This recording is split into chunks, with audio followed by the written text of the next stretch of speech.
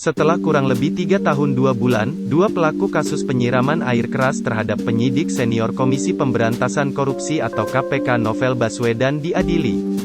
Mereka dituntut dengan hukuman 1 tahun penjara. Tuntutan ini dinilai janggal oleh Novel dan masyarakat Indonesia.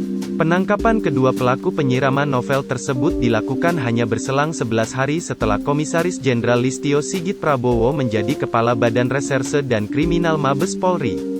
Kedua tersangka pun diadili. Namun, Novel menilai proses persidangan kasus ini janggal dan aneh. Berikut adalah beberapa poin-poin kejanggalan dalam tuntutan yang diberikan jaksa kepada terdakwa.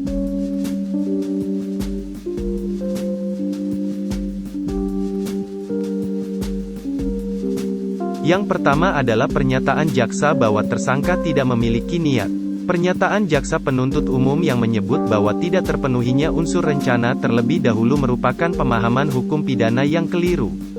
Sebab terdakwa dalam kasus ini telah memenuhi 3 unsur rencana terlebih dahulu, yaitu memutuskan kehendak dalam suasana tenang, tersedia waktu yang cukup sejak timbulnya kehendak sampai dengan pelaksanaan kehendak, dan pelaksanaan kehendak dalam keadaan tenang.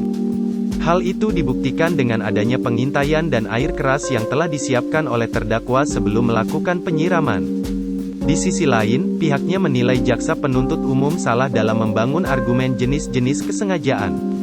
Tindakan terdakwa tidak semata-mata dikualifikasikan kesengajaan sebagai yang dimaksud, melainkan juga kesengajaan sebagai kemungkinan.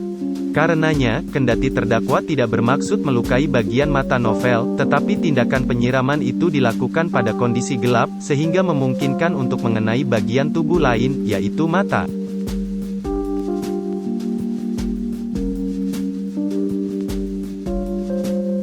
Kedua adalah pasal yang dikenakan. Selain itu, pasal yang dikenakan kepada terdakwa hanya penganiayaan biasa seperti dalam pasal 353 ayat 2 KUHP.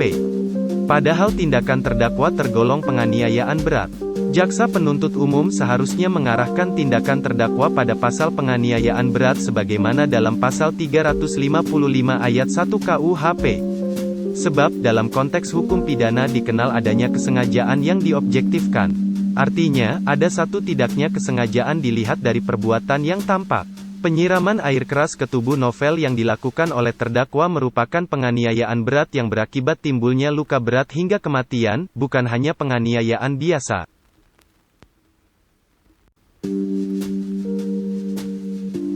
Ketiga adalah jaksa penuntut umum lebih mempertimbangkan keterangan terdakwa. Sementara itu, jaksa yang seharusnya bertugas untuk membuktikan kebenaran material dan keadilan, jaksa justru memilih untuk lebih mempertimbangkan keterangan terdakwa sebagai bukti. Padahal, terdakwa dalam memberikan keterangannya tidak disumpah, sehingga memiliki hak ingkar. Selain itu, jaksa juga mengabaikan adanya barang bukti semisal air keras yang digunakan oleh terdakwa maupun rekaman-rekaman dan saksi kunci yang pernah diperiksa oleh tim pencari fakta atau Komnas HAM. Keempat adalah tuntutan yang tidak logis dalam pasal yang termuat dalam dakwaan subsidiar. Jaksa memiliki opsi menuntut maksimal 7 tahun penjara.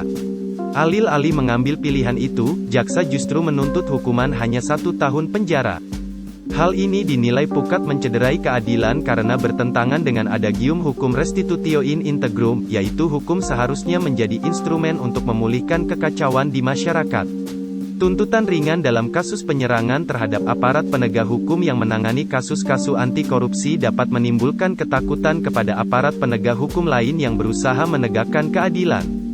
Pihaknya menilai, tuntutan jaksa pada kasus Novel tersebut tergolong sangat ringan dibandingkan kasus penyiraman air keras lain.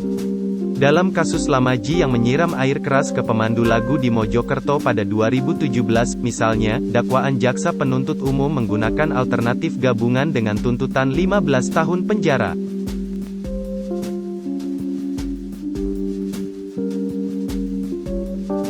Kelima adalah adanya aktor intelektual dan motif tidak diungkap. Seperti diketahui, terdakwa menyatakan bahwa tindakannya dilandasi rasa tidak suka terhadap Novel karena dianggap telah mengkhianati dan melawan institusi Polri. Menurut beberapa pakar, motif tersebut tidak kuat. Sebab terdakwa tidak memiliki hubungan dan tidak pernah bertemu dengan Novel. Di sisi lain, Novel pun tak pernah menangani kasus yang melibatkan terdakwa. Atas dasar itu, muncul dugaan adanya aktor intelektual di belakang kasus ini, mengingat jejak novel sebagai penyidik KPK dalam menangani kasus-kasus besar.